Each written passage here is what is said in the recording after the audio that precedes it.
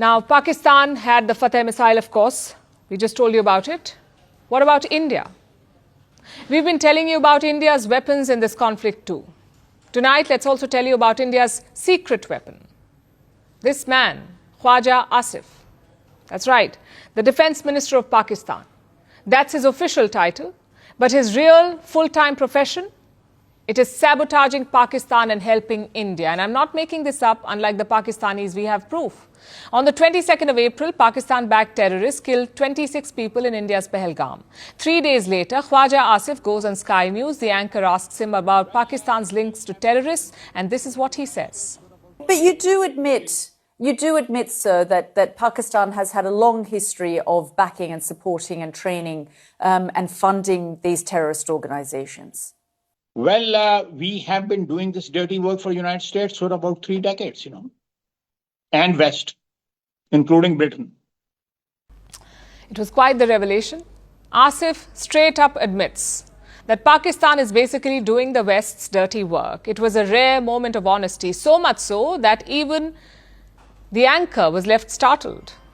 But Khwaja Asif was unbothered, and honestly, maybe this is his version of therapy. He looks like a man who enjoys spilling state secrets. Listen to this. जहाँ तक मदारस के students का ताल्लुक है, इसमें कोई शक नहीं है कि वो हमारी एक सेकंड डिफेंस लाइन है. वहाँ पे नौजवान जो पढ़ते हैं शहरी दिफा के लिए या दूसरी ज़रूरतों के लिए जो है ना बिल्कुल 100% इस्तेमाल किया जा सकता है. Khwaja Asif declares madrasa students are Pakistan's second line of defense. Let that sink in. Not trained reservists, not a disciplined paramilitary force, teenagers are Pakistan's second line of defense. And we can understand why. The strategy is quite simple and sinister. Step 1, radicalize teens. Step 2, hope for the best. And step 3, and this is an important one, always blame India. Khwaja Asif knows this too well. But there's a small problem with that.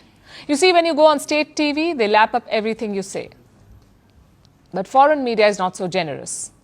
And Khwaja Asif learned that the hard way. 2 days ago, he went on CNN and claimed that Pakistan had shot down 5 Indian jets. The anchor made the terrible mistake of asking for proof. And that's when Khwaja Asif panicked. He cited social media as proof. He said the evidence is all over social media. As things stand, his blunder is all over social media, but Khwaja Asif was not to be deterred. You know what they say? Once bitten, twice shy. Does not apply to him. In his case, it's once bitten, twice crashed. Because yesterday, Asif went on Al Arabiya News. He talked about India's false flag operation. Again, the anchor asked for some proof, and Asif behaved like every employee who's pretending to work from home. Suddenly, he couldn't hear the anchor. He asked her to repeat the question, and he asked her to speak loudly. It was less defense minister and more an intern faking technical issues during a performance review. And we aren't the only ones who noticed how bad he was. Pakistan's MPs are suspicious too. One MP even asked this question in Parliament. Why does Pakistan send Khwaja Asif to do interviews? यहाँ पे defence minister का specially जो रवैया है वो बहुत irresponsible है. यानी इंटरनेशनल मीडिया में अगर अंग्रेजी नहीं आती है तो ना जाओ. If you cannot defend your own country, don't go there. Don't mock yourself. Don't mock your government. Don't mock your state. अगर आप बयानियां वहां पे बर्दाश्त नहीं कर सकते हैं, आपसे वहां पे सवाल करते हैं और आप आगे से कहते हैं कि जी पाकिस्तान दहशतगर्द पालता है. Let me repeat that. Why does Pakistan keep sending Khwaja Asif? Is it a strategy? Is it self-sabotage? Or is it because nobody else wants his job? Because let's be honest, throughout this week, Khwaja Asif did not fight India. He damaged Pakistan. He fought Pakistan's PR team, and we can only thank him.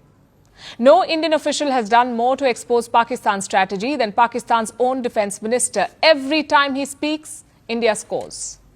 The damage is recorded, internationally televised, subtitled, and archived on YouTube. So the next time you see Khwaja Asif on TV spilling state secrets like he's on a late-night therapy podcast, just remember this. Some countries have enemies. Pakistan has a defense minister called Khwaja Asif.